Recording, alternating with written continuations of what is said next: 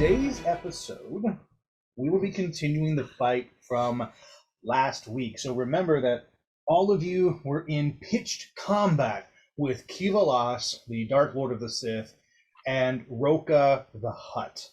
And the two of them really didn't seem like they were doing well. Roka is getting his ass handed to him by a combination of Estrella and Mud, literally choking him out with a chain.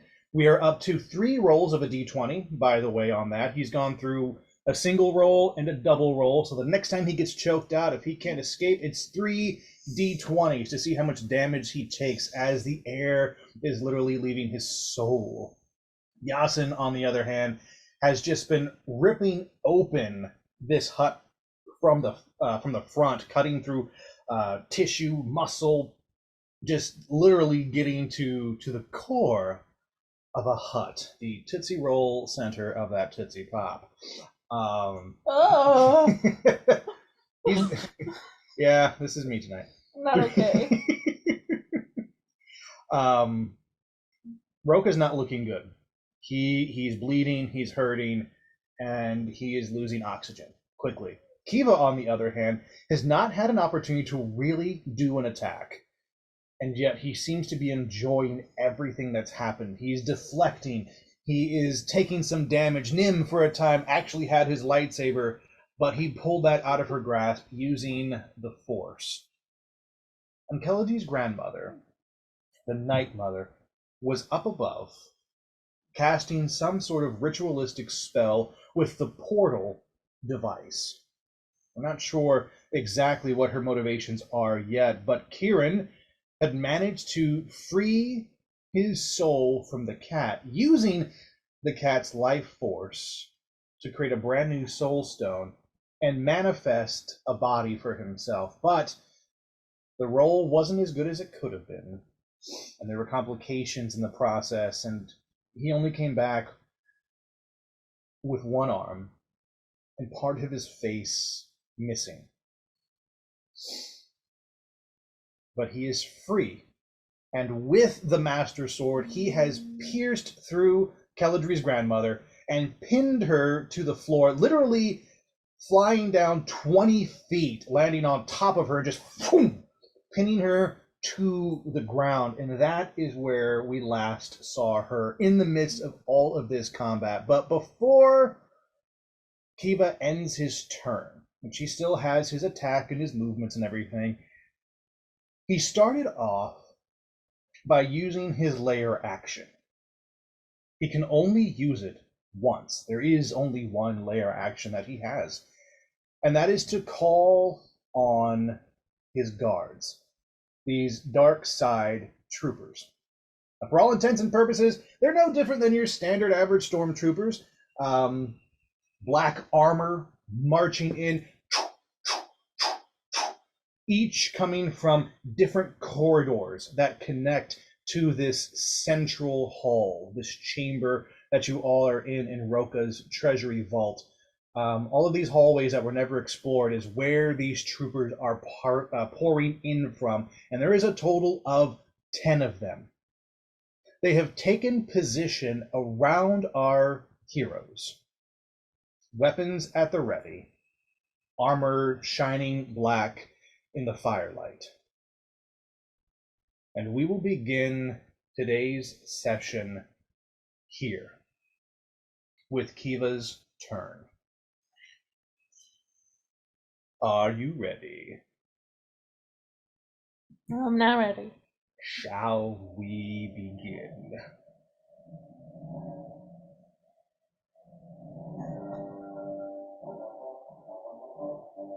Kiva looks around the room. His guards are in place. Lightsaber is in hand. And he starts to unclasp his cape that he wears. Pulls it off to the side and lets it drop. And as it does, everyone can hear this heavy thud hit the ground. He starts to unlatch pieces of his armor and takes them off. Boom! His armor is weighted. And for the first half of this fight, Kiva has not been moving at his full speed or his maximum potential. He stretches a bit, cracking his shoulders, his neck. That's better. Now, where were we? Yes. I believe you took something that didn't belong to you, Nimbayami. And he makes to attack Nim. Oh yeah, give me that. Give me them. Paris returned, yeah. Ugh. I don't want your ads. Don't mess up my mood with your ads, YouTube. Just play the crap. This is so random. Hurts my soul. Hang on, we got one more ad. I can't kill people on ads. This just doesn't feel right. Anyway. Sorry. Kiva is going to move to break Nim's AC. Oh gosh. That's going to be a 15 plus his weapon. Hang on. I gotta find it. I have an addict G. There's a lightsaber. 15 plus 13, that's 28. Will that break? Maybe. Yeah, it's only 10 over my IC. That'll break. He's gonna roll some damage now. He's gonna roll some damage. That is gonna be a 6 plus 7, so that is 15 points of damage for Nim. The rest of you blink. And in that time, even Nim is barely able to keep up with Kiva Lass's movements as he shadow steps and just moves across the field. He's not using any powers, simply his own speed as he crosses the distance in a blink of an eye, and Nim finds a cut across her chest in the exact same position as where she cut Kiva Lass. And he stares at her and he goes, "Now we are even, cursed monk. Perhaps we can begin this fight anew."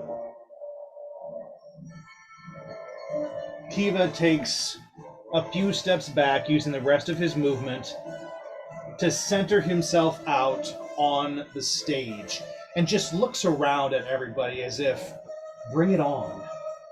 Are you not entertained?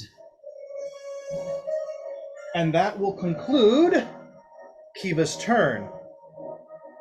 Next up is Roka with Keladri on deck.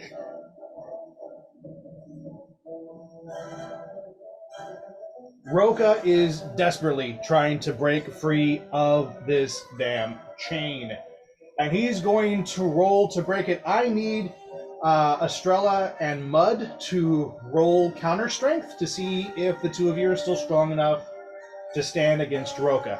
He is desperate. He is raging against this chain. 12 plus his strength, strength.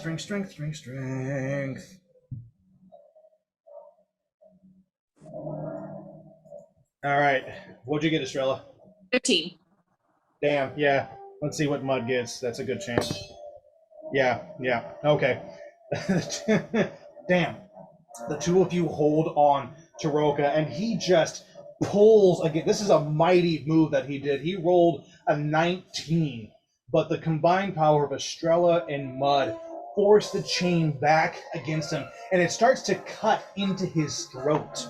You can see blood dripping from the gash that's forming there as this chain rubs against him. And now he's up for 3 rolls of a d20. Let's see how much damage this large worm's going to take. That's 12. 6, that's 18. And 11. 29. Shit. 29 points of damage against the hut. He is looking bad. His eyes are starting to roll back in his head, and at any moment he could pass out, if not completely just die, from the pressure the two of you are putting on.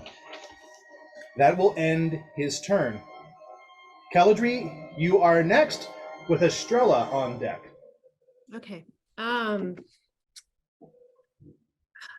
So there are 10 black guards.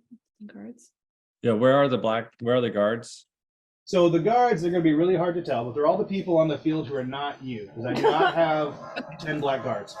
We got 2 guards here, 2 over here. Which is with her. Yep, with you. They're right behind you. 2 behind Estrella. Over here. Grim. 2 behind Grim. 2 behind Roka, kind of moving in for Mud and Yasin. So right now you're right there. No, wait, wasn't Caladri last in the rafters still? She is in the Raptors, so she's up above. Oh, so she's there, but Yeah, so above them. Okay, I think I'm gonna take aim then and try to shoot the so two attacks. I think I'm gonna just try to shoot the closest guard to me. Sure. Yeah, they'll be right below you. They're about 10 feet, maybe 15 at most. So definitely easy enough. Go ahead and roll to break their AC. Give me 2 attack rolls.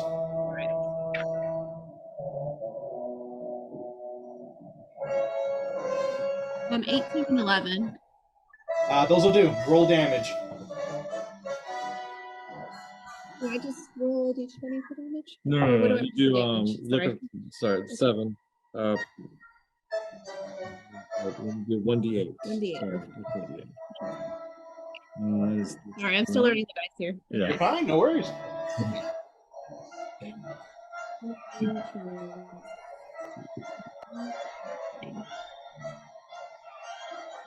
Okay, 5 and 9.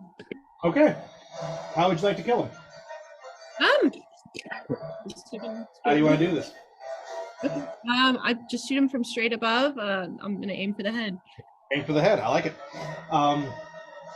You notch 2 arrows at once. Reverse your grip. You're like a Na'vi in the Raptors up there, just waiting to lance these bows. And you shoot 2 arrows at once, and they split at a certain point in the air. You just watch them just slightly curve, and the 2 guards almost hear the rush of air and turn to look and just boom. And you see 2 arrows literally just notch through their head, right between the eyes. They are dead before they hit the ground. 2 guards down. Caladri, you still have your movement if you would like to go somewhere else. I think I'm gonna hang here for. If I've been observed at all. I mean, did they see me kill the guards? No guards or anything have noticed you right now. I'm gonna stay where I am then for the moment. Sounds good. The hawk's going to stay in her roost. I like it. All right. That will conclude Caladri's turn. Now, moving on to an opportunity of attack moment. These 2 guards back here behind Estrella are going to take their opportunity to attack because Roka is dying, and they don't like that. The all-new pilot. I'm just going to choose a different thing because that's just bugging me. So, we're going to roll to break Estrella's AC. Let's see what happens here. That is going to be a 13. Does that break? Nope. All right, second guard. That's going to be a 16. Does that break? Nope. All right. These 2 guards just... And you can feel this hot energy lance past you. But Mud just kind of takes your head and just shoves it down and just sort of leans back, and these 2 bolts just fly past, and then she kind of lets your head come back. She goes, ah, and just keeps pulling on the rope. And so you are good. These 2 guards did not hit you. You have an opportunity to attack them back. What would you Okay. like to- Can I? Okay. Logistically, can I do this? I only have 1 hand. Can I do inflict wounds without any like hand motions? Can I keep holding onto the chain and cast inflict wounds behind me? You can ask Mud to hold it. Oh, that's a good point. She's right there. Okay, I'm gonna give the chain to Mud, and I'm going to cast inflict wounds at 1st level Okay. on just whichever one is closer. It's a fun spell. All right. How's this going to work? Will we roll to break? Is it a save on my side? How do we do this? It says attack on a creature you can reach. On a hit, the target takes 3d10 necrotic damage. It doesn't say if they have to. So it's an attack roll. So you're gonna attack and add your spell modifier to it.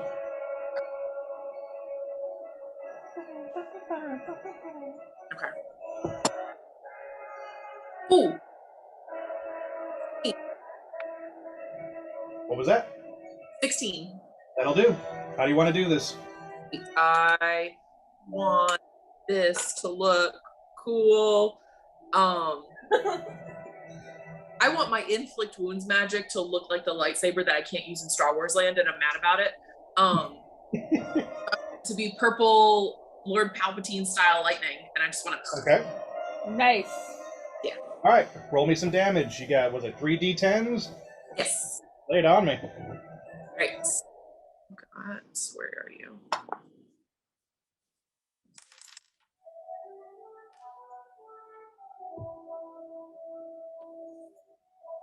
$13. 13.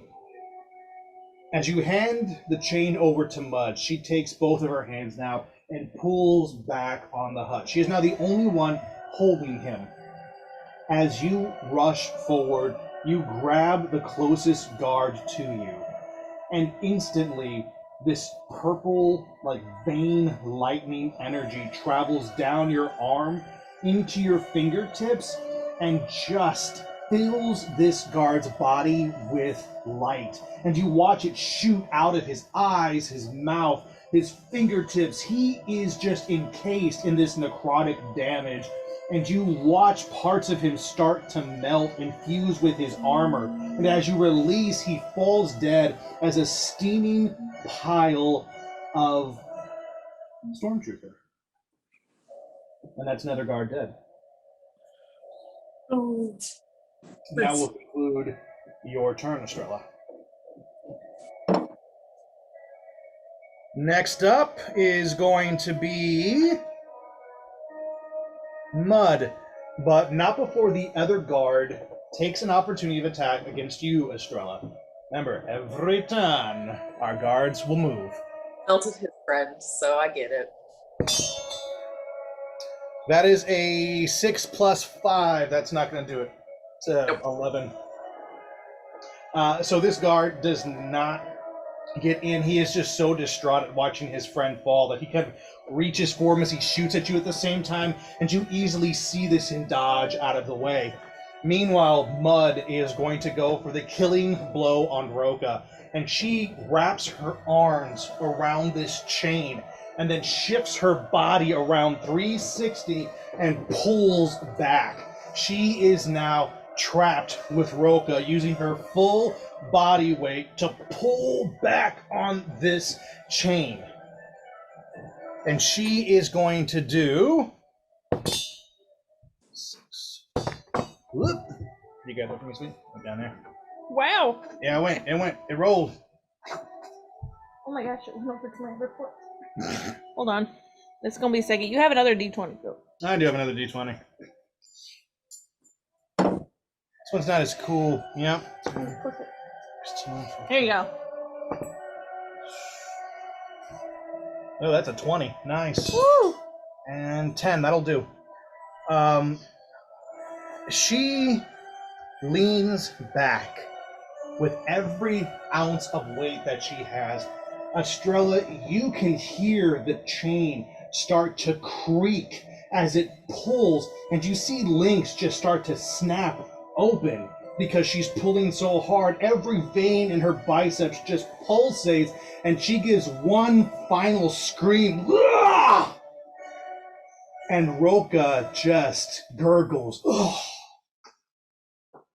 and slumps forward against the chain, dead. Yay! Now come help me with Kiva! Mud lets the chain slack and takes a step back and just pokes the worm tail on Roka with her hammer just to make sure. But he's gone. He is dead. But almost instinctively, Roka's son starts to cry.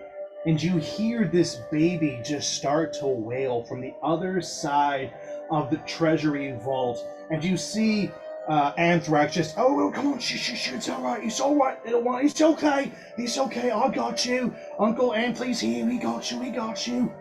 And he's doing everything he can to quiet this child. Mud looks at you, Estrella, and nods, and then turns her body to face Kivalas. And that will conclude her turn. We now have some spiciness here. We're now going to move to the top of our rotation. But before Kevin will move, the two guards behind Grim will take their opportunity to attack. Let's see if we can break her AC. So 15 plus 5, a dirty 20. Will that break your AC, Grim? Yeah, you didn't even have to put the adders. All right, that's one. Next guard. That's an 11 plus 5, 16. Will that break your AC? Yes. Okay, cool, nice. These two guards, they do 4 damage. Cool, that's 8 points of damage, Grim, that you'll be taking. So that's combined. Each one rolled a 3, one rolled a 5. Oh, okay. You feel these two guards behind you twitch, Grim, and as you turn, you hear, and you catch one in the shoulder and the other across your metal arm. But this laser energy, you feel it burn into you as you take those 8 points of damage. But now you have an opportunity to attack back. Do you? Yeah. All right. What do you want to do to him? You can do both.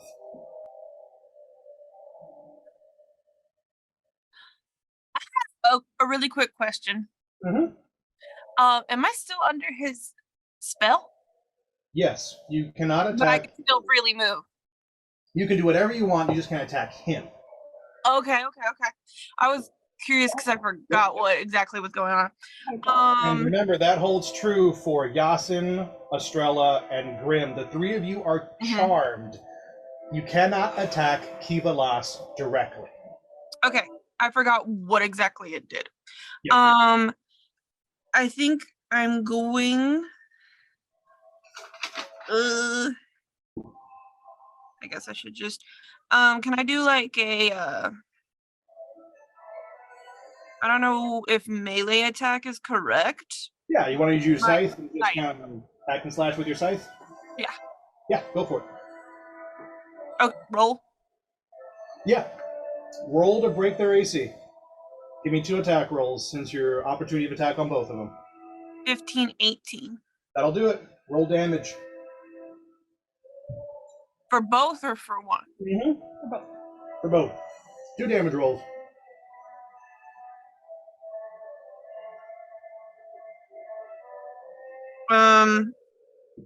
So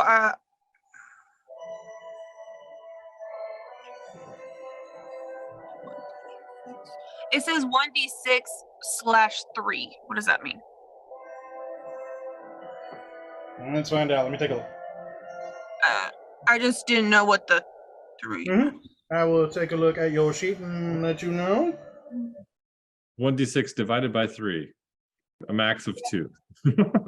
Yeah. So you have, that's a dash. So Or, sorry, a dash. Yeah. So that's 1d6. Usually it's like a +3 or That's a something. -3 on that. There really is a -3. That's Why? I have no idea. That's screwed up. Don't worry about it. You also have a d8. Roll 1d8, add 8. That's your damage modifier. 1d8 plus 8. Okay. That -3 should not be there. I built the damn weapon. I will figure it out. It's a mistake I on was my. just curious. 14 for one, Okay. and 13 for the other. Grim, how would you like to do this?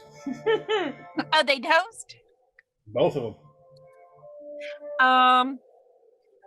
honestly, I just want her to basically kind of swing at them, like to push them back because they attacked her. Mm-hmm. And then I guess come back across the other way. Okay. That's all I got. So you do.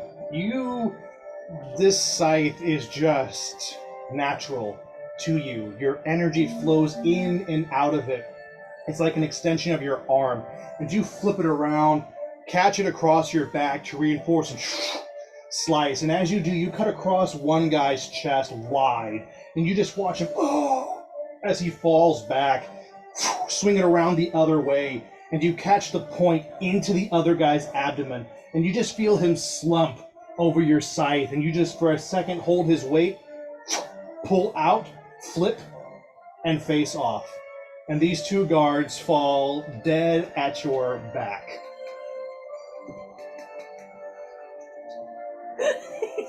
Kieran, it is your turn. Kieran. Just a You are currently in the Night Mother. positioning concern. Kiva Lost just blasted through Nim Riani, slashing her, right? So where is his current location? Yep, right there. Little blue head there. Okay, so he went that way. Okay. Yep, he took a step back. He's not closer to you. Okay. With the blade still sticking in the Night Mother, kind of like pull it out. You just hear her go. Ah!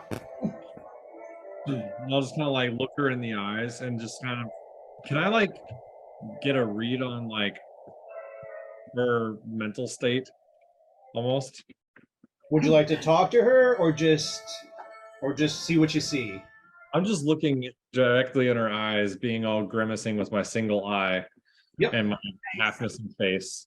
Almost intimidation would be what I'm going for. As you release your grip, you're pulling out of her back because that's how you drove into her and down into the ground because her back was to you.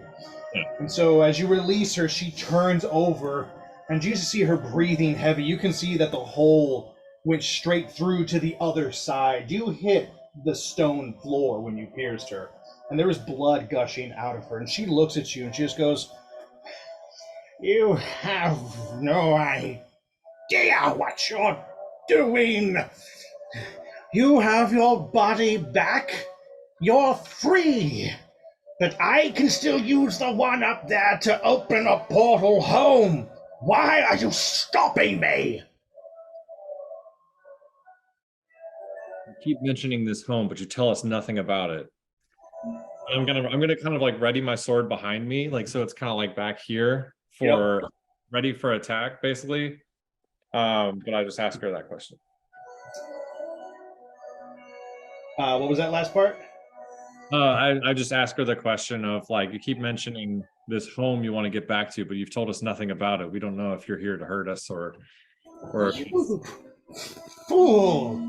Home! Faerun! Where we come from. Well, maybe not you, but most of us. I could control the portals, period. I could take you home. I could take them home. I don't want to be in this God's forsaken world anymore. I just want out. And I was willing to do it at any means necessary. and your allegiance with him. This is kind of all happening like super fast, but like your allegiance with Kiba Loss.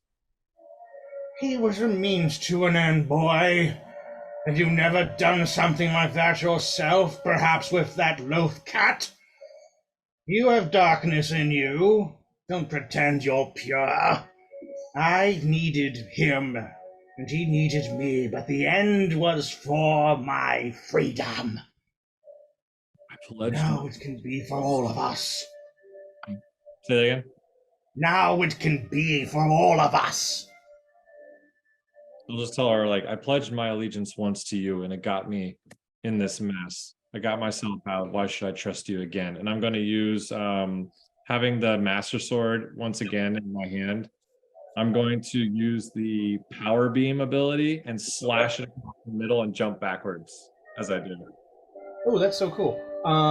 When you jump backwards, Are you jumping onto the stage closer to Nim or closer to there's a lot of backwards you could go. So you can go, if you want to, you can go this way towards Nim and Kiva, or you can go towards Roka's son and Anthrax. Thinking as Kieran is kind of involved in this conversation, he's gonna jump back towards Nim, which would be unideal for him, but that's probably naturally where he would be going. Yeah, you got that. Go ahead and read to me what this power slash does, because I don't remember. So it's basically it's a power beam. The blade essentially creates a beam of light and energy with your attack mode, and it does like a 2d8 of damage. Or 2d8 of damage. Flat. 2d8 radiant damage, right? Should be radiant. Yeah, radiant. Yeah, it's gonna make a difference here. Breaker AC. All right. Let's do a. Yeah. Whoa! Does that count if it rolled off the table and became a nat 20? Yes, it does. All right. Roll damage and double it. That is 9 doubled, so 16, 18. 18. Ah. All right. That's all good, man. 18 points of damage. As you leap back and throw out this beam of radiant energy, it lances into her, not for 18, but for 36 points of damage. She is weak to radiant energy. And you just watch this beam course through her body. And again, similar to what happened with the guard that Estrella had killed, light emanates from every orifice in her as she screams in agony. And amidst the screams, you just hear her go, "You fool!" And she takes 36 points of damage, and you land back to back with Nim Riani. And that will conclude your turn. Caladri's grandmother is smoking, sizzling as she shakily tries to stand, but she falls to her knees holding her staff and coughs up blood all over the floor. She's not looking great.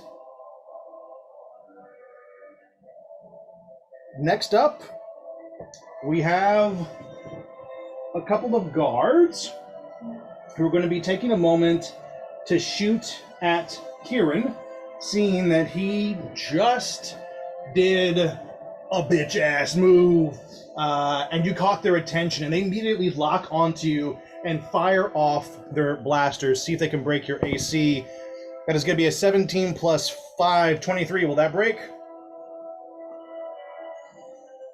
Say that again. What was the roll? 23. Oh, yeah, definitely. Okay, that's one. Let's try the other guy. That is going to be a nat 20 from the other one. Ooh. Definitely. Yeah, it's good. All right, so here comes the damage. First guard does 1 point of damage against you. Second guard is critting. That is 6 points of damage. 12. 13 points of damage from these blasters. And you just hear, and as you're falling back and you land next to Grim, you instantly feel 1, 2. One hits into your shoulder, but the other one hits into your rib cage. And that's the one that does the 12 points of damage. And you double over as you feel it sting and rip into you. But you steel yourself and hold firm in your stance. Is there anything that you would like to do to these two guards from the distance that you're at? You could either rush to close it as an opportunity of attack or throw out something ranged. I am going to, seeing as I have one arm, it would be difficult for me to probably throw something. So I'm just going to like lean in on the Master Sword and stab it down, and I'm just going to channel light as my action, which is going to like send out light with the intention of blinding. Nice. Roll an improvised d20, and let's see if you succeed in blinding these guards. Beat a 13. 13, exactly.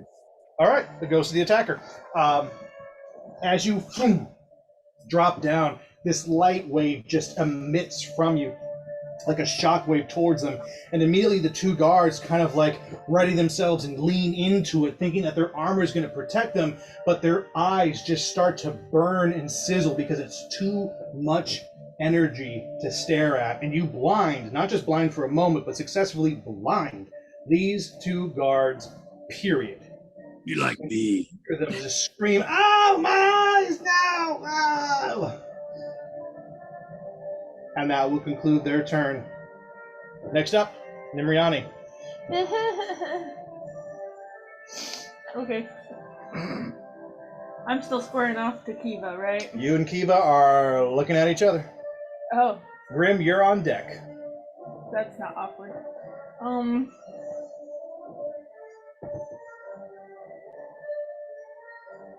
I'm actually going to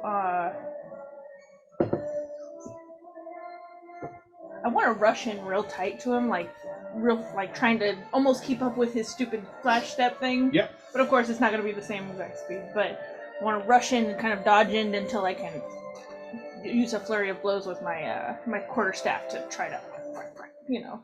Mhm. That's right. Go ahead, break his AC. Yeah. Explaining it was the easy part. Okay. Plus 9. 15 plus 9. Yes, that'll do. Okay, cool. All right, roll damage. Ooh. So it's 2 hits. Uh-huh. 1 d8. D8. 2 d8 plus 5. Mm-hmm. Sorry, I'm talking to myself mostly. You got this. It's a big fight. Okay. 8 plus 5 and 3 plus 5. So 8 and 13. 13 and 8 is 21. Oh, no. Not bad. 21 points of damage. So, here's what happens. You rush in, utilizing every skill you've ever learned in the arena. Your senses are the highest they've ever been, and your body almost glows in the force as Kiva watches you close that distance in the same speed that he did, and he tries to keep up with your flurry, but every one he blocks, boom, one gets in. He blocks to the left, boom, you get towards a knee. As he crumples, boom, you crack him across the head, and he takes 21 points of damage. Yeah, boy. You see a trickle of blood on his temple where you cut him just where his leku and forehead meet, and he brings a hand up to it.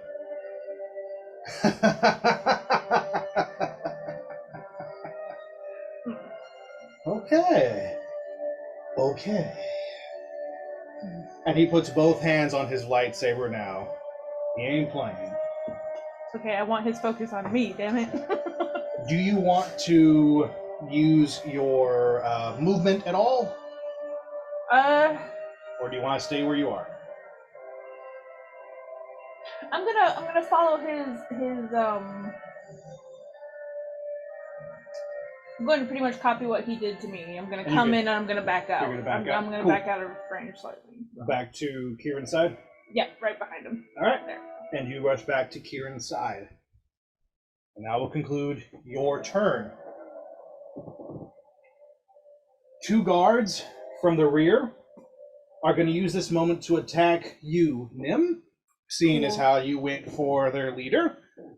You kind of hear them going, "Stop right there! Blaster!" Typical stormtrooper fare. First one is going to do 7 plus 5, 13. Does that break? No. All right, second one, that's an 8 plus 5, 14. Nope. Okay. 2 blaster bolts come for you as you land back next to Kieran, and you just flip your staff across your back. And as you do so, these 2 blaster bolts catch the Beskar and are flung in different directions, not touching you at all. Would you like to attack back? Would you like to try and deflect those back at them? Yes, could I try to deflect missile back at them? Yeah, just break their AC. Okay, cool. So, do I roll twice for that? Yep. Okay, cool. One's a 12 and one's a 10. Yep, those will do. Cool. As you deflect, knowing the Beskar in your staff, built against lightsabers and blasters in the arena, years of experience and training, as you hit them with the precision of a Jedi, they fall back straight towards their the guards who shot them, piercing them each through their head, and you see a hole through them for a split second, and then they both fall over dead. 2 more guards taken out. Grim, your turn, with Yasin on deck. So, quick question. Mhm. I don't remember exactly what you said, but what was Kiva Lost looking at last, or what was he trying to do? Kiva is focused on Nim right now. He Okay. was trying to get to Roka's kid, but Roka's dead, so Kiva don't care no more. Now he just wants to kill all of you. Okay, solid. And what's going on with the Night Mother? So she is roasty toasty right now, trying to get to her feet. From where you are, you could have heard everything. In fact, everybody could hear what the Night Mother was saying, that she just wants to open a portal home to get people back to their homes because she is tired of living in this dumbass world. And everything she's been doing was just to get home at any means necessary. If I go towards her, I don't know where she is. Is she on top of the lava fountain? Yeah, she's kind of, she'd be standing up by now. So she's back here, yep, right at the edge of the Oh, that's city. her. I thought she was on top. Can I move towards her? Yeah. Yep, nobody's in your way, you're good. So Okay. you can make your way over to her, more than enough movement for that. You're right next to her. Okay. Hey, Kieran. I'm glad you're a person again. No, I like that. You just walk up, glad you're a person again, Kieran. He's just like, so.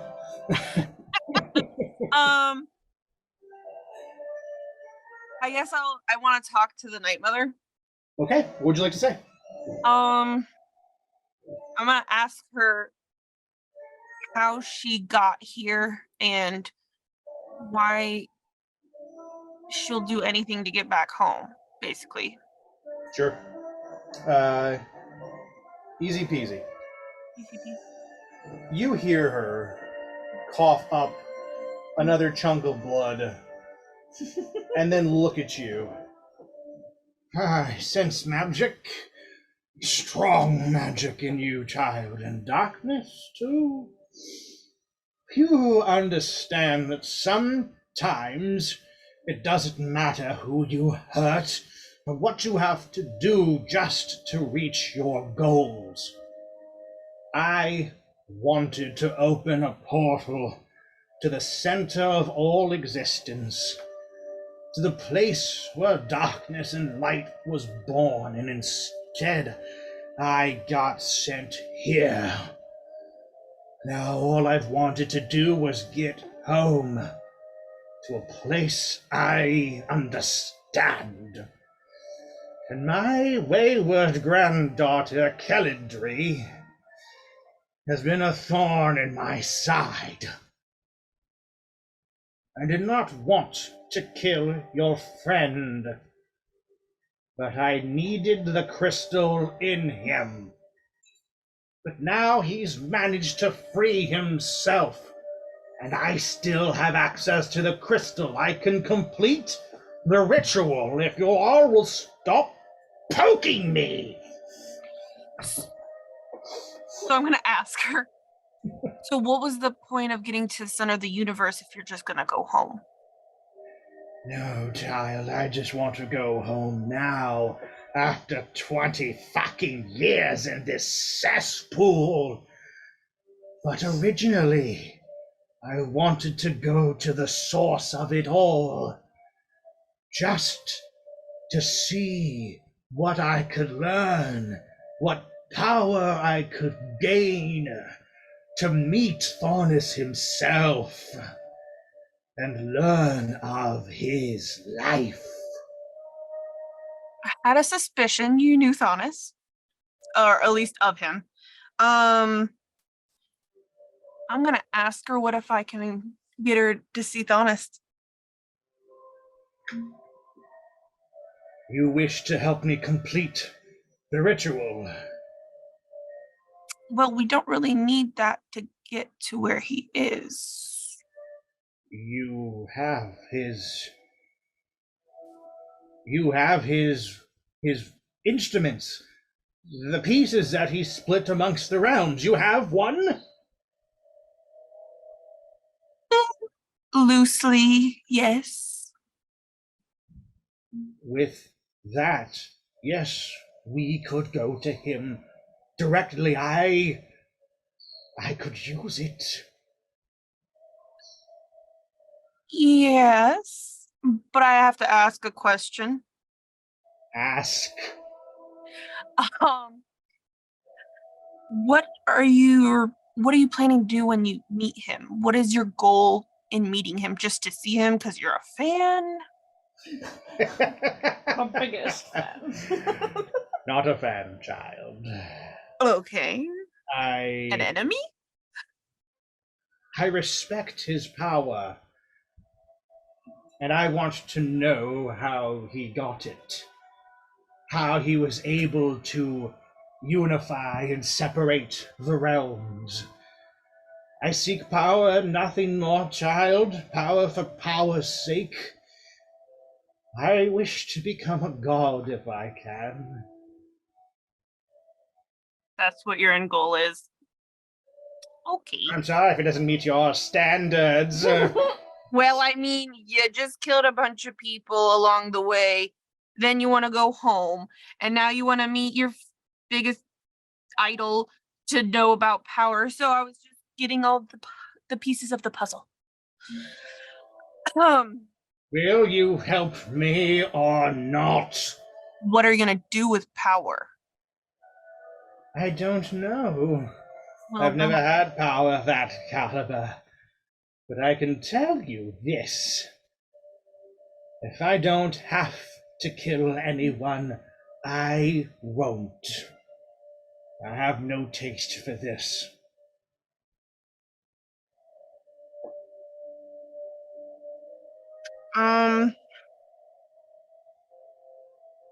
I could be a better god than him, child. I simply need the chance to try. Okay. I don't believe her, so I feel like she's sus. So I'm Okay. going to try casting banishment on her. Ooh, what's that do? Ooh. Walk me through banishment. This sounds Okay. It's you attempt to send one creature that you can see within range, which range is 60 feet, so I'm good. To another plane of existence. The target must succeed a charisma saving throw or be banished. Okay, let's start there. Let's all right, what is what's your spell save DC? This actually got me nervous. Shit. Okay, damn. Spell what? DC? So yeah, you have a you have a spell save DC, which will do a 16. Oh, I'm looking at your sheets. Damn. Oh yeah, sorry. Okay, I gotta beat a 16 on charisma, because yeah, Grandma's full of charisma. That's what she is. As she singes and coughs up blood. Oh man, I'm actually shaking. This is intense. 2. A 2. 4. A 2. Her charisma modifier is not high enough. So here's what happens. Here's what happens. Do you have a particular realm you'd like to send her to? I was thinking The plane of I death? don't really want to send her to any ones that we've already been to because So they're decent people. Yeah, but... you have access to different realms than like lands. You can access the plane of death, the spirit plane, the shadow realm, the fey realm. Send her to my future self or what? If you wish. I just feel like and plus we already know that she tries to kill everybody at the end of the world, so I don't feel like her having powers good. Okay. So I actually want to send her. Well, yeah. Is there like a plane that's like a prison, basically. Like, Yeah, let's go Like for the the. Phantom Zone? Let's go Yeah. for kind of. Oh, the Abyssal the Plane. abyssal plane. That'll work. That's like hell's hell.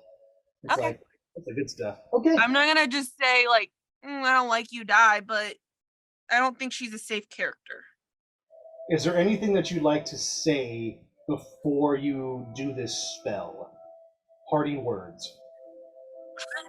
This is gonna be cruel. I'm gonna tell her I'm sending her to her real home. As you say this, Oh. there is a darkness that spreads from your body like tendrils of red smoke. And you watch her eyes go wide with fear. And she tries to run, but the tendrils, shoom, shoom, and they just grab her, now like tentacles, holding her. As you lift your arms up and throw them wide open, a portal opens beneath her, brimming with red and black fire. And you hear, no! No, not like this! I can't! Keladri! Keladri! And as she screams Keladri's name, these tentacles pull her down, and you watch them go from smoke to actually looking like the tentacles of a kraken, a deep abyssal creature that just pulls her down into this maw. And as she reaches and tries to keep her head above, she looks at you. I will remember you. And you bring your hands together and the portal closes. And Keladri's grandmother is in the abyssal plane. Sorry, Keladri. She is out of this fight entirely. Oh, spicy shits. Oh, shit. Okay, cool. Very cool. Changes plans. That changes some of my plans too. Here we go. I am. That will end your turn, Grim. Okay. Forever. You don't get to play anymore. You're We don't done. like you. You're done, Grim.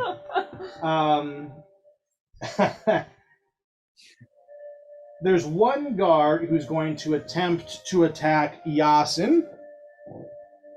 Just because he's right there, and he's like, I'm going to attack him. So we're going to break Yasin's AC, which I know is really hard to do. 17, will that break? Don't say nope like that. Okay. So this guard rushes forward, and he's trying to rifle butt Yasin, but Yasin just deflects it with ease. Would you like to take an opportunity of attack against this guard? Yeah. All right, roll to break his AC. 15. That'll do. My number.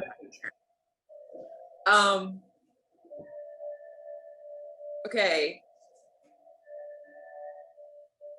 All right, Yasin's big and muscly. I'm just gonna do an arm strike, and I just want to kind of uppercut him and just get him in the jaw. Just break. Yeah. That'll do it. So yeah, as he deflects the rifle, he just his other hand just comes up in this perfect Mortal Kombat uppercut finisher. I mean, he just right as he just kind of makes contact there. You watch the guard just be lifted off of the ground 2 feet in his fist, and you hear this crack in the neck. And then as the guard lands, he just flops dead on the ground. There are only 2 guards left, and they're blind, by the way. So, woohoo. Yasin, it is your turn. What would you like him to do? Okay, where is he on the map? He was just So in front of Yasin is right here next to Roka the Hut. Roka's dead. It's kind of hard to slump over a giant worm. Yeah. So he's there. There are 2 guards left that he can attack, or he can try to break Kivalas's charm. But you have to do that with some sort of magic. Otherwise, he cannot attack Kivalas. Oh, yeah, okay. All right, he'll go after the 2 guards then. Okay. He can do 3 strikes, so go ahead and roll to break their AC. Okay. Ooh. 5 and 13. And roll one more time because he can do 3 strikes. And 16. Yep, the 13 and the 16 will break. Don't worry about rolling damage. Any kind of damage he does will be enough for it to kill these guys. So Yasin rushes forward, killing the only people he can. He wants to kill Kiva. He's got this like, I'm gonna get him. And as he runs for Kiva, his body just turns and heads for these guards. And he misses. He tries to reach for Kiva Las, but misses with that first slash. The other 2, he hits once, spins around twice, digs his sword into each of them, and they fall over dead. And he just screams in frustration, knowing that he cannot hurt Kiva Las right now. But the guards are dead. And Yasin still has a little bit of movement if you want to put him somewhere, or he can stay where he's at. He's going to stay where he's at for right now. That works. That will end his turn. Next up is Kiva Las. Now, keep in mind, Kiva can do this when it's not his turn, but it's just nice that it's fallen this way. Kiva is going to use his legendary action called Dark Transfer. Oh, no. I need the right music for this. I'm just saying, hang on.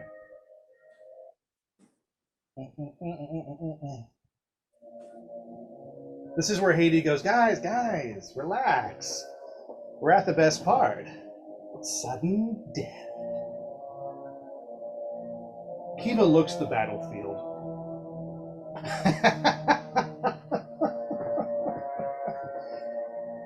I must say, I've underestimated all of you. Very impressive.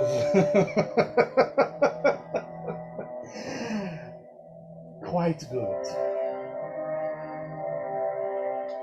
Grim Estrella, make a wisdom saving throw for me. Oh, why you hate us? You are magic users, and you can feel what is happening. Kieran, make a wisdom saving throw as well. Your connection to the spiritual force, this you'll feel. What do we got? 21. Nice Woo! job. You pass. 23. You pass. 24. Yeah! All y'all just badasses out there. 5s, but it takes forever because I only have 1. All of you can feel Kiva, but the 3 of you feel him the most in the force. A shockwave emanates from his body. You feel it try to touch you, and you just instinctively bring up your shields.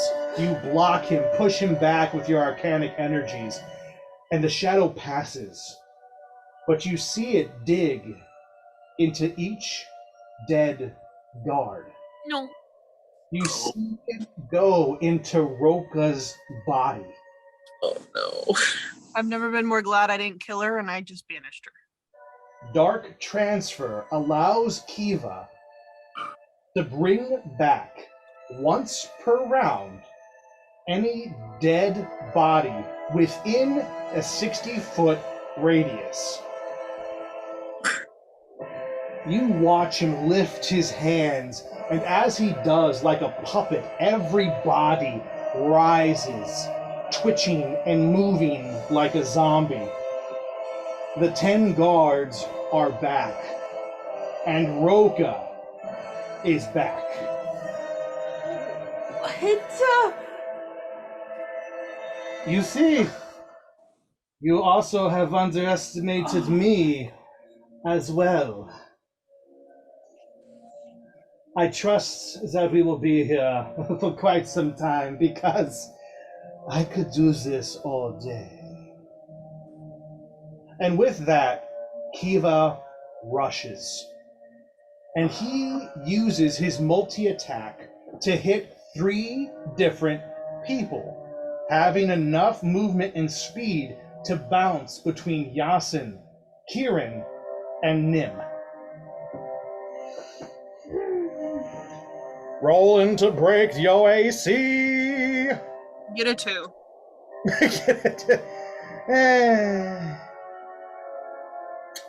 Do need his.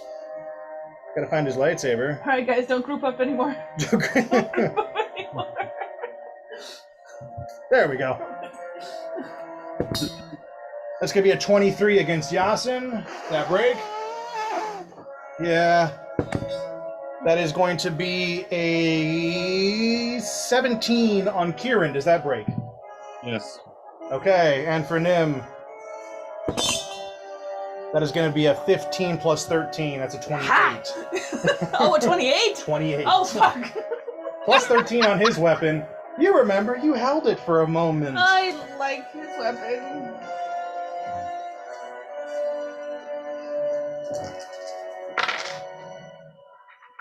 Me getting cocky too early. God. She's like, aha, no.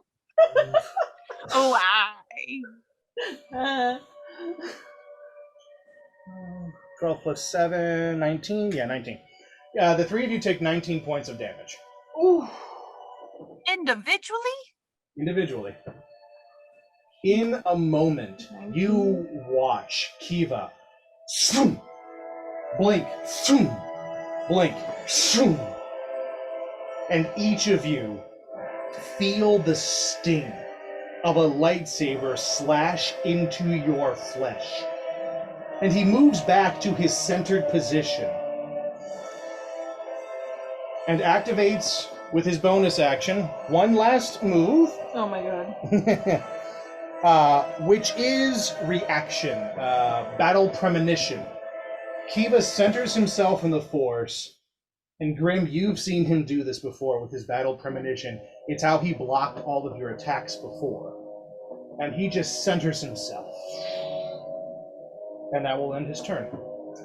For this round, until his next turn, with battle premonition activated, this is the last time he can use it, by the way, because he's done it once, he can only do it twice.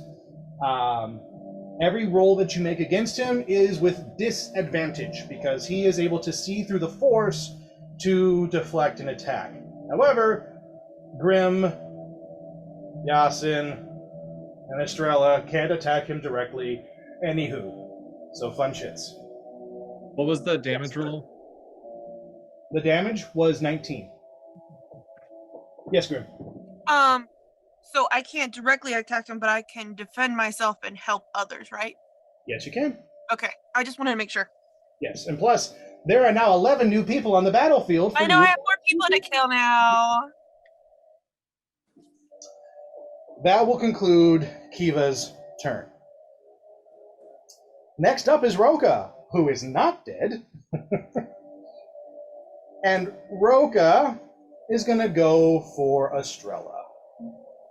The one who wrapped the chain around him. The last bit of life that was in him remembers Estrella throwing the chain around his neck. And he is going to move to attack. And he is going to use his pummel multi-attack. These are two attacks coming for you, Estrella. Awesome. Let's break that AC. That's going to be an 8 plus 9, 17. Will that break? No. Oh, nice. Second one. A 14 plus 9, 23. Yep. Okay, cool. So you dodge one of them. Very nice. And that, so damage for this will be... All right.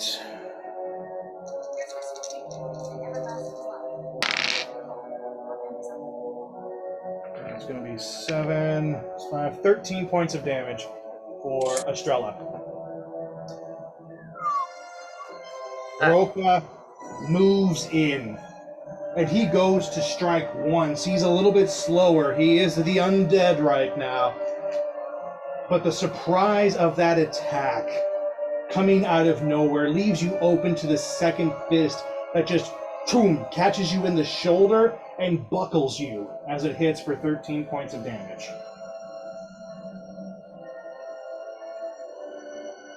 And that will conclude Roka's turn. Next up is going to be Mud. And Mud, after having seen Estrella get hit, is going to rush to your defense. And she is going to move to grapple Roka and push him back. She's going to get into a strength battle with this hut. Okay, that's Roka's.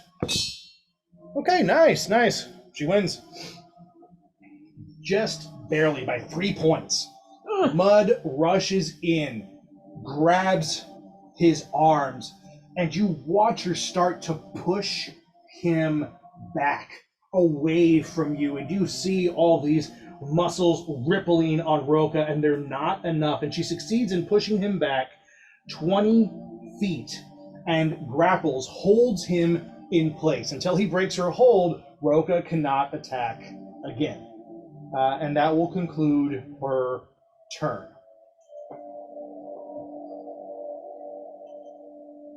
Next up is Caladri, followed by Strella. Don't forget, we have these guards.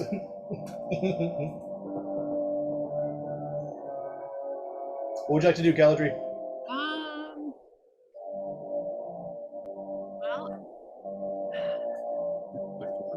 yeah, I know there's so many choices now.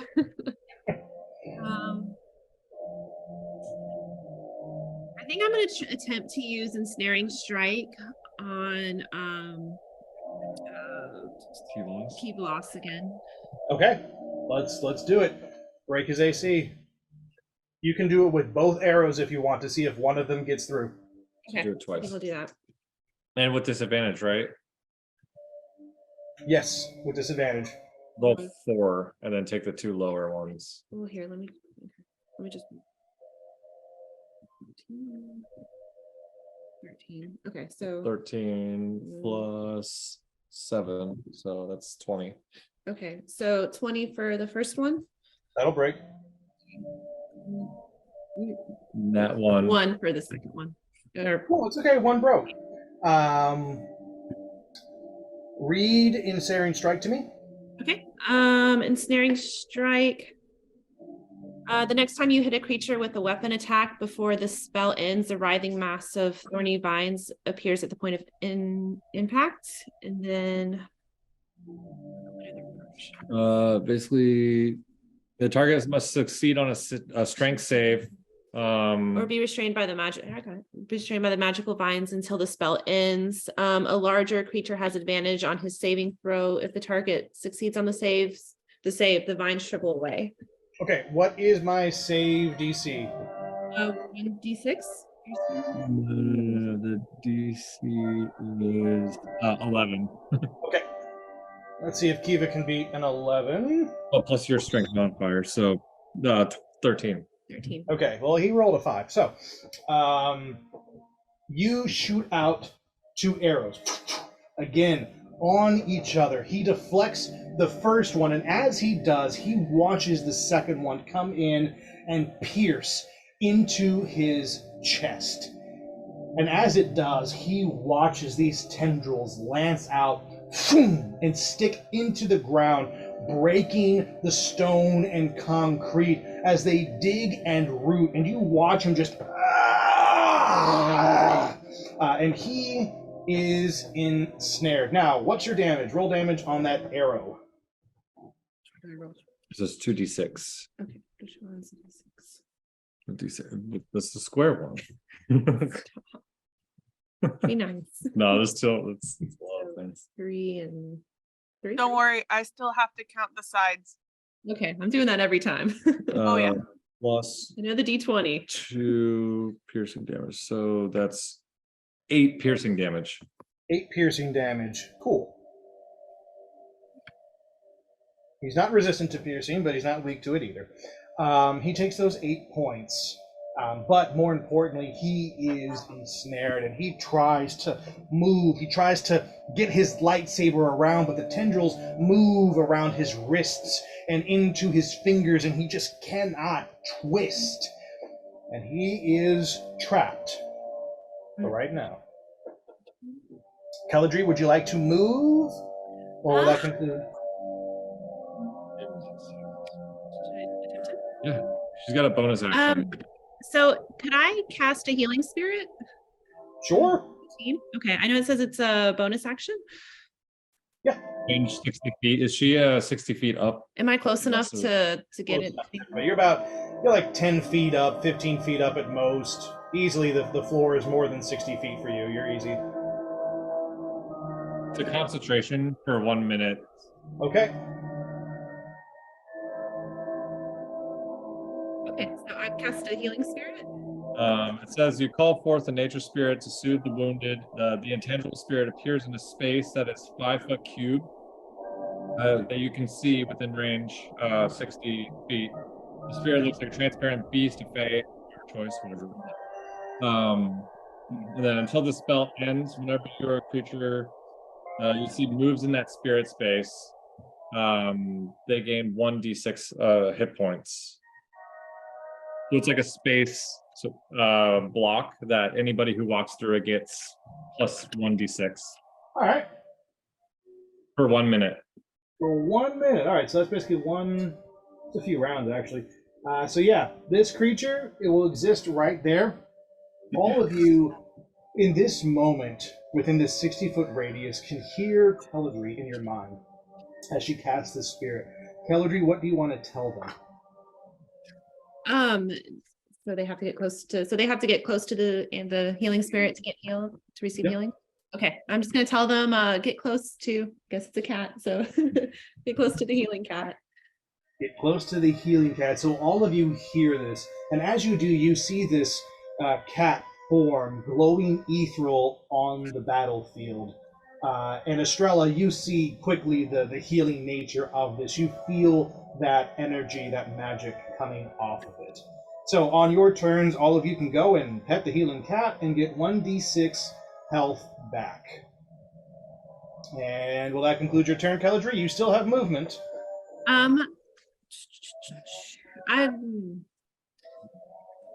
Yeah. Can she? I was just thinking, could she reposition in the rafters, or is there not? She's on a catwalk, so basically you can move about 10 feet forward, 10 feet back, or you can go back down to the floor. I'll just move 10 feet back and then just hang back there. Okay. And so you move further back along the rafter, almost to your origin point where you were from the beginning, where you first got into this little catwalk. And that will conclude your turn. Next up are the guards. Two of them are going to move in for Estrella. And you can almost hear Kiva start to whisper under his breath. And he's just breathing into these guards as he speaks an ancient Sith dialect. Estrella, these guards come for you and don't bother to shoot their blasters or to hit you with their guns. In full zombie fashion, you see your worst fear. You remember your village as these two guards climb on top of you and begin to gnaw at your flesh. No! I just got rid of my zombie bite. I don't want another one. Fuck. I'm so mad. You have an opportunity to try and push one of them off of you with your arm. Because I only have one. Okay. Make a strength saving throw. What if she kicks at them? Can I use my legs? I have two of those. You have to. She can jump kick him real quick. Let's see how high your strength is. Let's see. 6.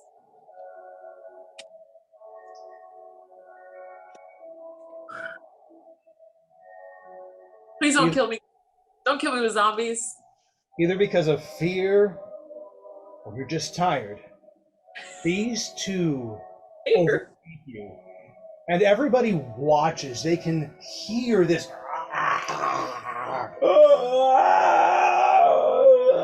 as they just jump on you for 10 points of combined damage. So that brings me below 0. Okay. Estrella is in death saving throws. Oh shit, I'm sweaty. How do we Okay. fix her? Wait a second. Is she within the range of the Healy cat? No. Oh. Get the, She has I'm to gonna, can I just like get the healing? What cat? There's a The rest of you have to figure out how to heal her. Estrella, you are in death saving throws. You will have 3 turns, 3 rounds to try and bring yourself back to 1 HP to basically get a second wind. You will have to beat a 12 to do that. That is what I'm saying. Oh my gosh. But for right now, okay. the healer is down. Sorry guys, I was gonna mass healing word y'all, but cruel irony, fate, zombies. That will conclude your turn because you are unconscious. Mud looks back at you, holding Roka away, hoping that she could have saved you from one of the most powerful creatures on the field. And you hear her just scream out in rage. It's a guttural cry. She has taken you under her wing. She wanted to protect you, and she falls to one knee as Roka uses the opportunity to try and force her, but she holds strong and looks back at you and goes, "Not again!" And she shifts her grip to grab her hammer on the floor next to her, and one hand above her head and cracks Roka's skull open. And you watch just a chunk rip off from him, and he just slumps, and dies again.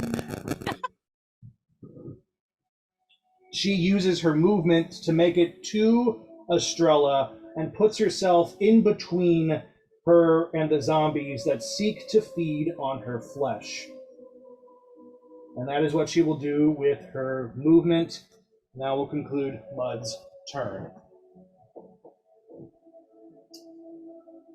Next up, we have 2 more guards who are going to make their way for Yasin.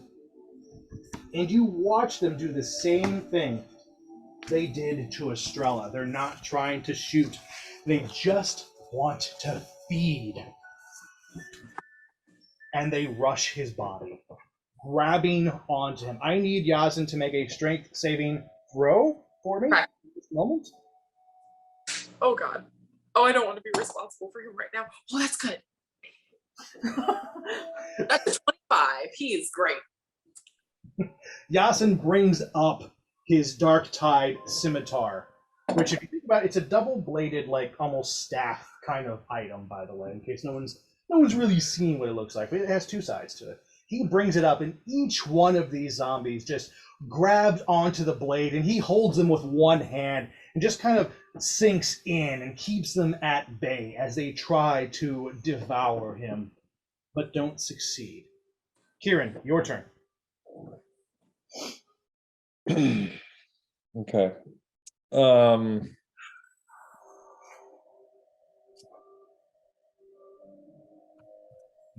Have a crazy move and I have a safe move.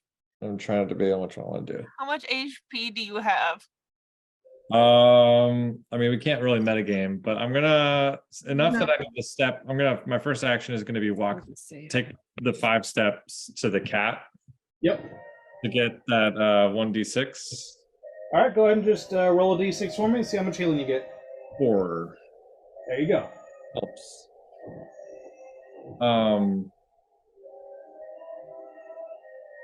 And I'm gonna be brave.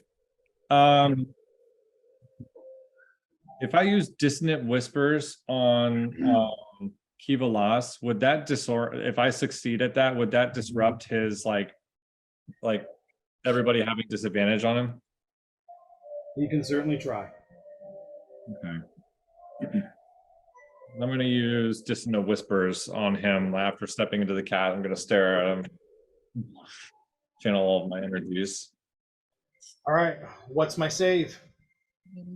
The save is it's an 18 that I rolled, and save is 16. Okay. Charisma, intelligence, wisdom. The wisdom. Wisdom.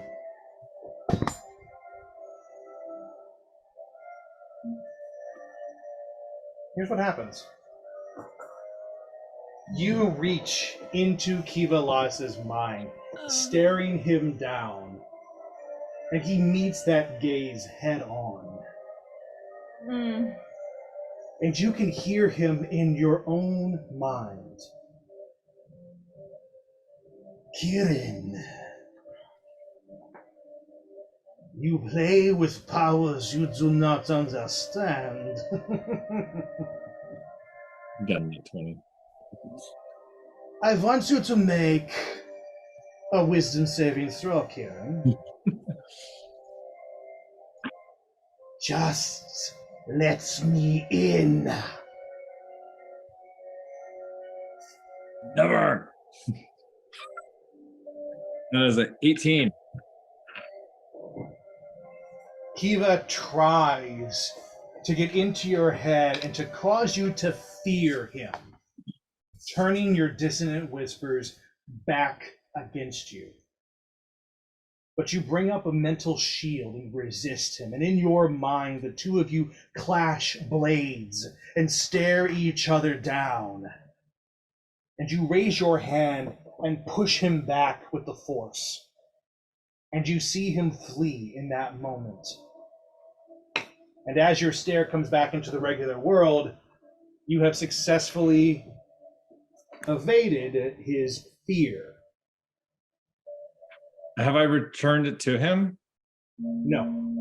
Oh, okay. Only so many counters. Is there anything else you want to do with your turn? Yeah. I'm going to action surge. Okay. Get one additional action, and I'm going to turtle and use second wind. Okay. To get her second wind, 1d10 plus 3 HP back. Good. Nice job. All right. How much you get back? Oh, 6. Okay. That's But something. that's Better fine. than nothing. Yep. That will conclude your turn, Kieran. I could use 6 HP right now. Next up, our hungry guards. 2 of them are coming for Grim. Grim, I want you to make a strength saving throw.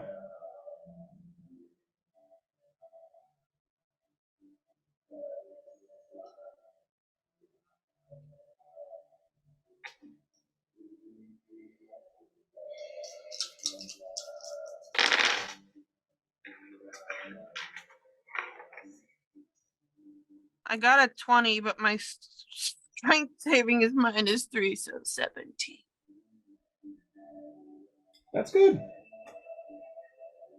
As these 2 zombies reach out for you with their claws and jaws and everything. You hold up your metal arm and allow them to grab onto that. And like Yasin, you keep them both at bay, just gnawing on metal that does no damage to you, but your one arm is stuck in this position.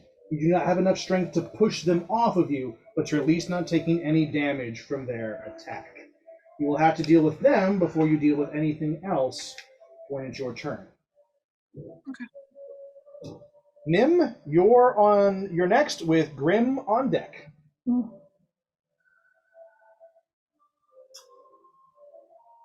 Well, Nim's looking real bad. She's not doing so well. So,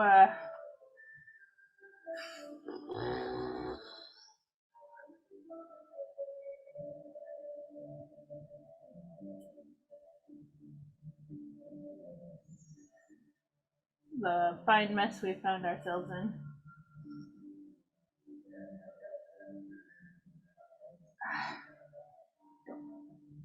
What would you like to do? Still have guards that you can attack. There's still Kiva. You can try and rush to Estrella's Can aid. Do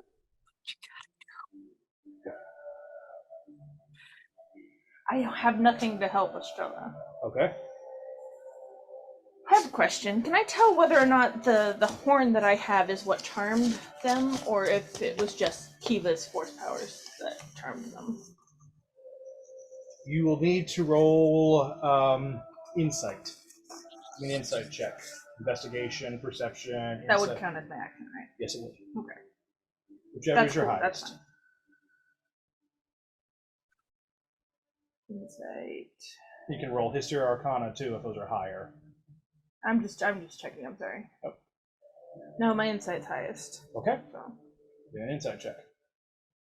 I'm going to try to stumble towards the cat thing Yep, you can do that. so I can get a little bit of help on Oh, yeah, easily. while I'm trying to make this insight check.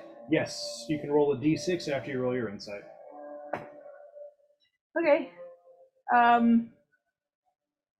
12. Yep, it's got to beat a 10. Roll a d6, see how much health you can get back. Heals. Health. Here is what you discover. As you reach into your bag and just sort of hover over the instrument, you can feel that its power connects to Grim, Yasin, and to Estrella's unconscious form. There's a tether that you can almost see. So yes, that instrument is what caused the charm to happen. Okay, cool. Well, I already used my thing, so. All right, that concludes your turn.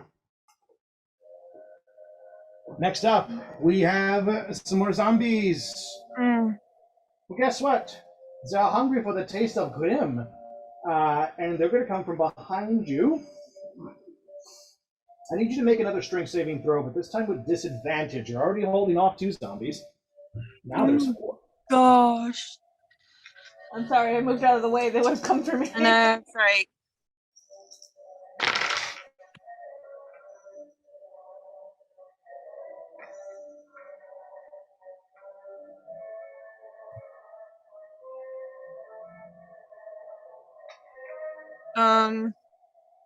Oh, you have to roll it twice. Take the lowest number and then subtract 3 from it. 16. Not enough. These 2 come at you from behind, and as you turn, you only have one arm left that you instinctively bring up, and you feel their jaws just sink into your flesh, and that momentary pain causes you to pull the other arm in, and you lose balance in this moment.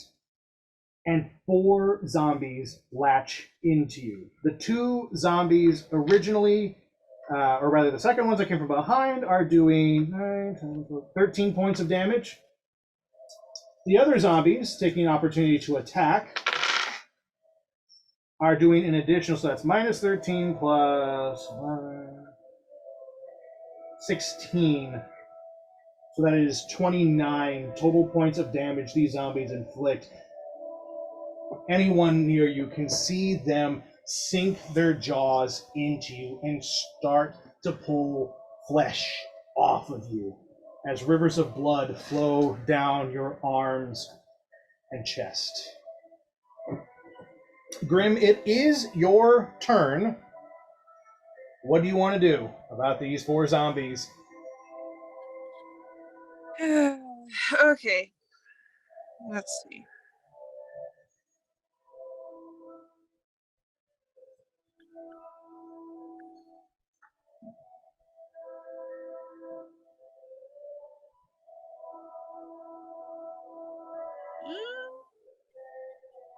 Can I do twinning Eldritch Blasts to get them off?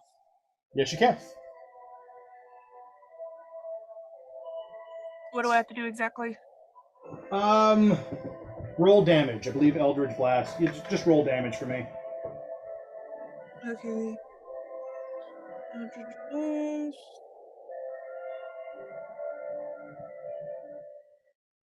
Oh. So do I roll it for each of them? Yeah, you're gonna roll. Yep, two damage rolls.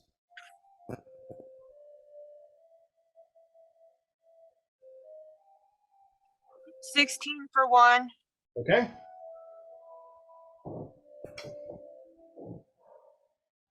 Um, 17 for one. That'll do. So those are your 2 Eldritch Blasts. There's your damage. You call up your arcane energies as they are toppling over you. You just see 4 of them coming in, and you just throw out your hands, and this red energy just blankets the room for a second, and you lance through their bodies just like lightning. And you watch as the 4 of them are blown off of you. 2 of them fall down dead. The other 2 have been knocked back 15 feet and are not dead, but will be in the next round, if you so choose. But there you go. 2 dead. Just surrounded by dead people. Estrella, Grim, you still have movement. If you wish to take your movement, if you want to go anywhere, move your body. So I did my action. Yes. Okay.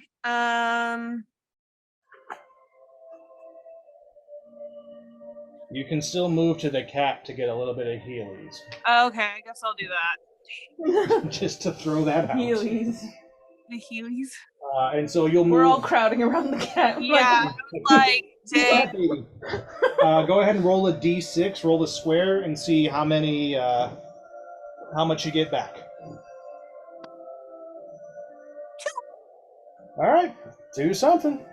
That will conclude your turn. Yasin is up next. Yasin has to deal with these 2 zombies biting on his sword. So, roll damage for me for Yasin. Don't worry about trying to break their AC. They have no AC. Just roll damage. There is no AC. Don't worry about that. 10. Okay, and one more. Oh yeah. That's 3. 12. Okay, that'll do. Yasin just yanks his sword out from their teeth, and then with his wrist you watch their jaws get cut and fall down, and they slump and hit the ground dead. But he took their biting away from them. These cannot bite again. Does Yasin want to move anywhere before his turn ends? Gosh, where is he at? He is over here. He is right there. He's so Those blue. little guys are dead. He's gonna move just a little bit more away from Kivalos right now. Just maybe back up. Sure, over here to Grim's area. Yeah. Cool. Thank you. Next up is Kiva is pinned. He cannot move his body. He cannot do anything as these ensnaring strike is holding him down. But he can use his legendary action, as it's his turn.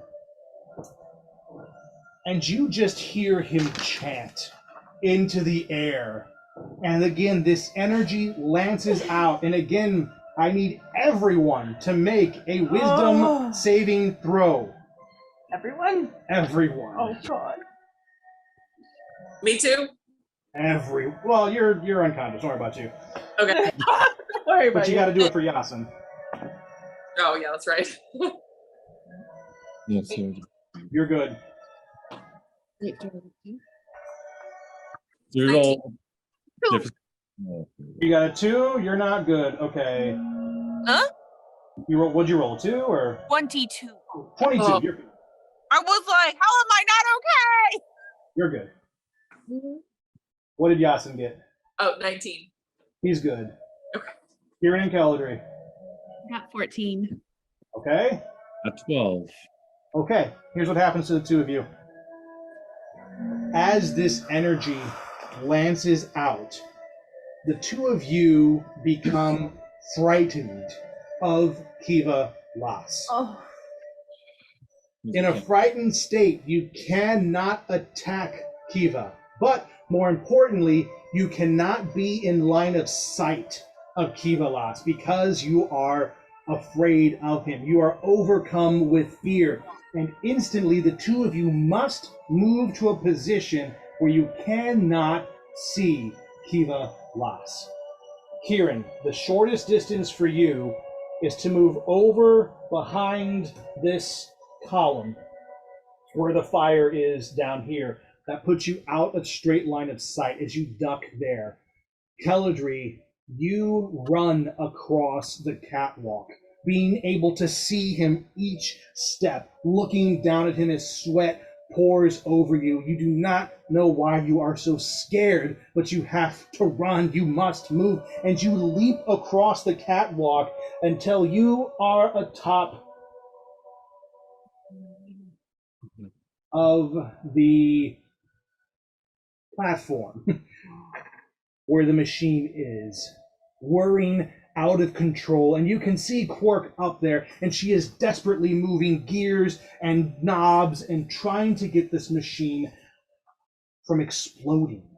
You can see smoke pouring off of it as it builds faster and faster and moves out of control. And Quark looks at you as she lands. She goes, I can't stop it. Oh no. You can't do anything. That was just what you had to do to leave Kiva's presence. Kiva raises everybody back from the dead. You can see the pattern of this fight. Okay.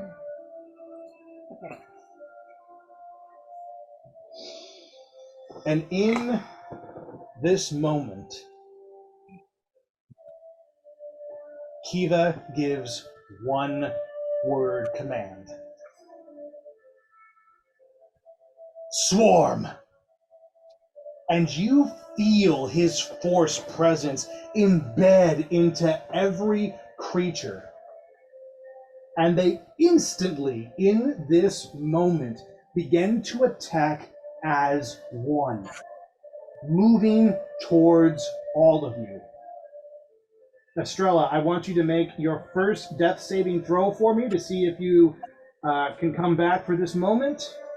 I'm scared. Oh my god. Like, awake. I beat a 12. Come on! 15. Yes. That is What a horrible time to come back. And so you do. You're on your feet for this. And we need a better song than that. I didn't ask you. In this moment, Estrella, you watch all of these zombies, Roka included, rush for all of your friends. Everyone but Caladry needs to make a strength saving throw.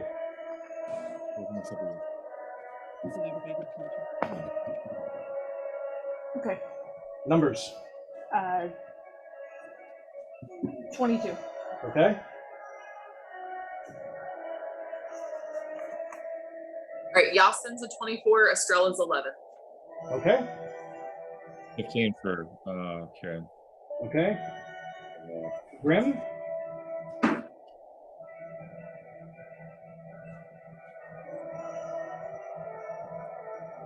Share your number, Grim. Well, 12. I was trying. I was having technical difficulties. All of you fail. 25. Well, okay. In this moment, all of you are overcome by these zombies. It's helped that all of you have gathered around this cat to try and heal. The zombies don't have far to go. They pour over your bodies, and none worse than Roka the Hutt, whose 10-foot frame just starts to pound on all of you. You are taking enormous amounts of damage in this moment.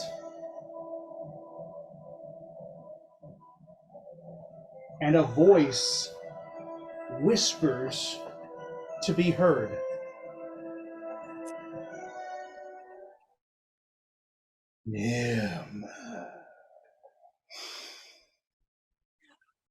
Nimriani.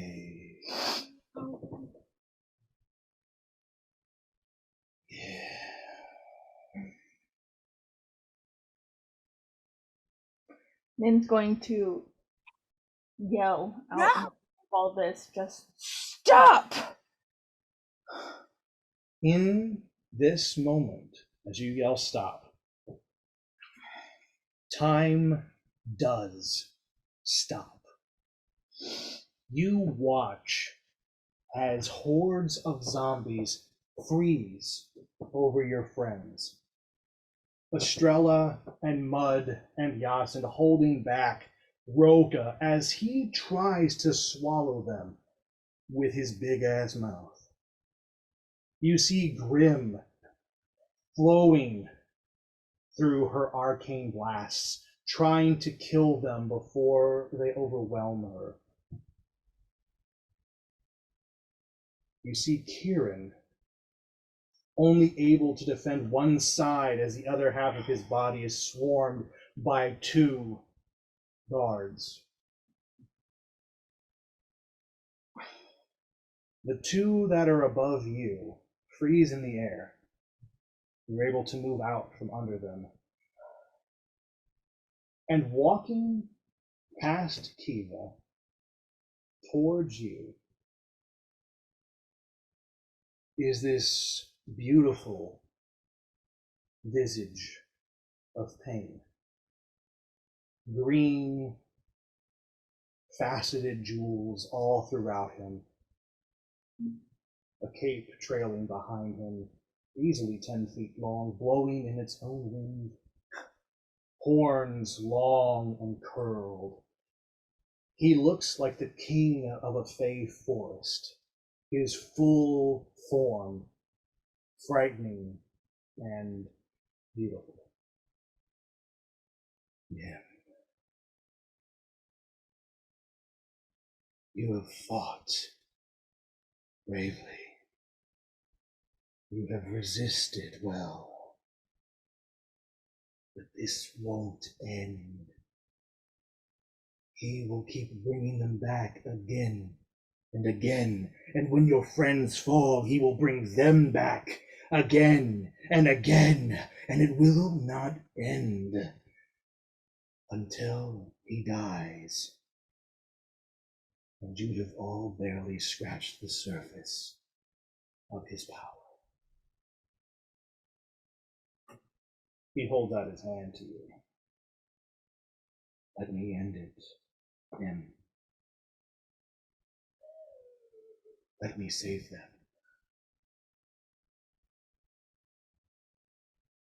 I don't fear this anymore. I knew it was coming. I already feel like most of me is gone. You're such a big part of me now. And I'm not sure I can really be trusted anymore.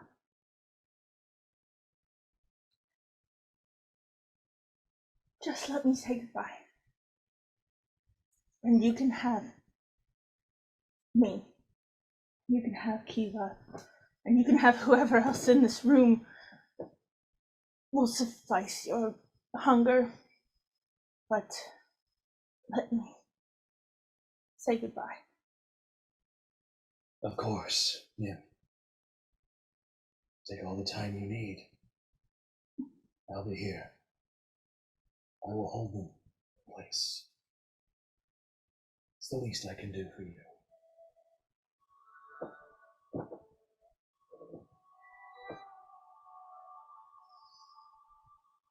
She's going to turn first to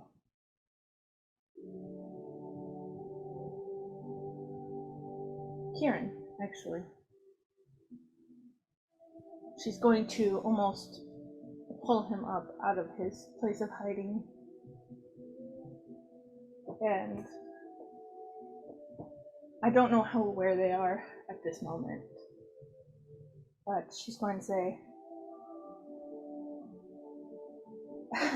I'm glad to see you back in your body again. Even though if it's just part of it. You have so much life to live. Don't give it up so easily again. And she's going to turn and go to Yasin.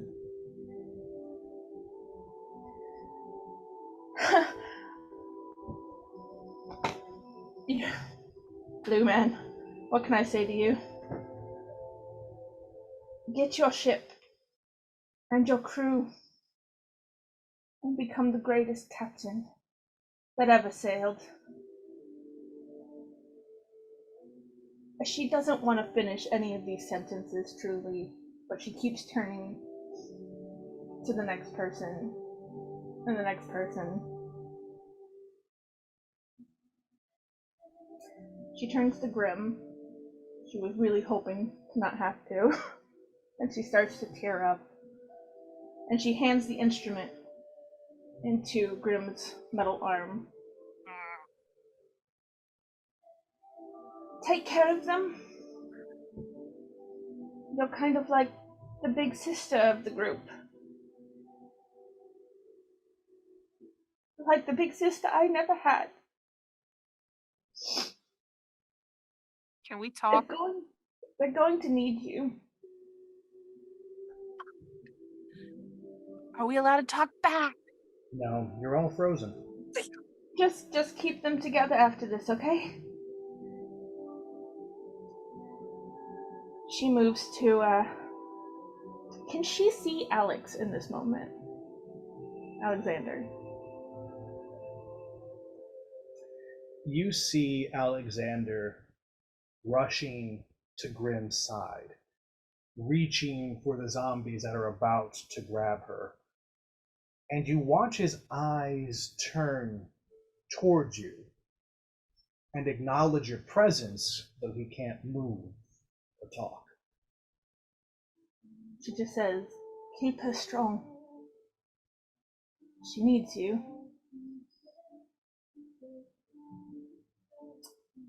She's just kind of pat Mud's arm as she walks by, but she's not going to say anything. And she turns to Estrella, the last person. Well, no, she's going to look up at Kelly. I'm so sorry. Like, I didn't have much time with you. But if you could, look out for them. They're going to probably need your help. And then she turns to Estrella, the last person she didn't want to have to talk to. And she just kind of takes her face in her hands. She goes, "You are a sky full of stars, darling. Your light shines so bright. Don't let that light go out so easily. Cherish it. I know Lunis is proud of you, and so am I." She grabs the bag that has crumbs in it off of Estrella's belt and gives him a little snuggle, and then gives him back and goes, "He's yours now. He can help you. Just take care of him." And she kisses her on the forehead and walks back over to Pain. "I'm ready." Good. You won't feel a thing. I will save them. You have my word. I won't touch them. Come with me. As you grab his hand, his green energy passes through your fingers, up your arm and over your shoulder, into your heart and through to your soul. And you shine bright. And in that moment, you and Pain are one in a way you've never been before. Through him, you walk up to Kivalas. You grab the lightsaber from his hand and pull it with ease, and force it through his back and out of his chest. As you pulled all of your friends away, they continue to move as if through water to the center of the stage. You look at each pack of zombies and just whisper, "Enough." And they dissolve, turning into ash and dust and light. You make your way towards the machine, and in this moment, it explodes, and you catch that energy and hold it and force it back tighter and tighter until it becomes a portal, stable and secure. You turn to take one last look at your friends, and you smile. And in that moment, they all watch and wake up to see you stand before them, nodding and smiling, tears flowing down your face. And they watch as your body is engulfed in light.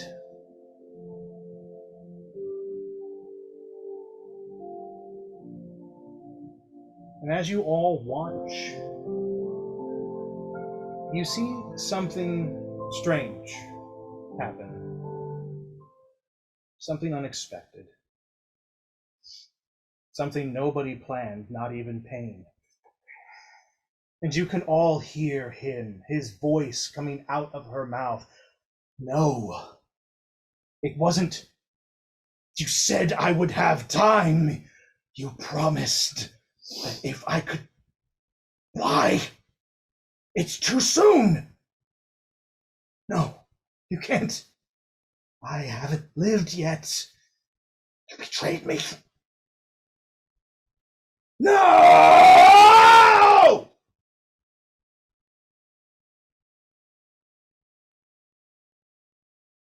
instead of green light, the light goes purple. Her arms elongate. Her fingers grow. She grows 2-3 feet as her legs stretch. Horns come out of her forehead as her skin glows purple translucence. The Night Mother that you've all known and seen. She smiles and bows.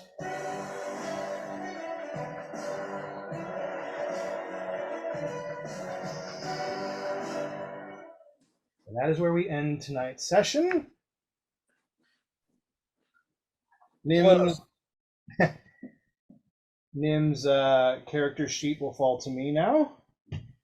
And Jess, you will be taking over Mud. What a flurry of emotions, man. Jeez.